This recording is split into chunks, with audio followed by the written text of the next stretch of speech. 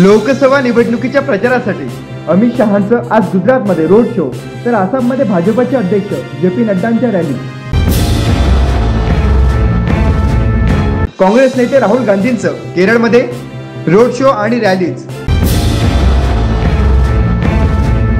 भारताची लोकसंख्या 144 कोटींच्या पार, 24% लोक 0 ते 14 वयोगटातील व माता मृत्यू दरात लक्षणीय भर.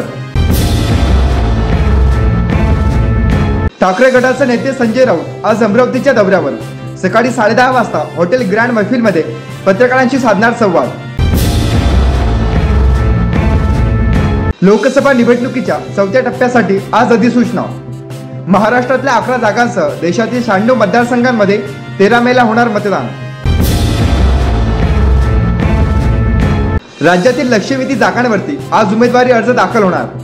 उपमुख्यमंत्री देवेंद्र फडणवीसांच्या नेतृत्वात भाजप आणि महायुती शक्ती प्रदर्शन करत बारामती, सांगली आणि सातारामध्ये करतील अर्ज दाखल. बारामती लोकसभा मतदारसंघातील प्रमुख उमेदवार सुप्रिया सुळे आणि सुनेत्रा पवार दोघेही जणी आज भरणार अर्ज. अर्ज दाखल झाल्यावरती महाविकास आघाडी आणि महायुती दोघांचंही शक्ती प्रदर्शन होणार.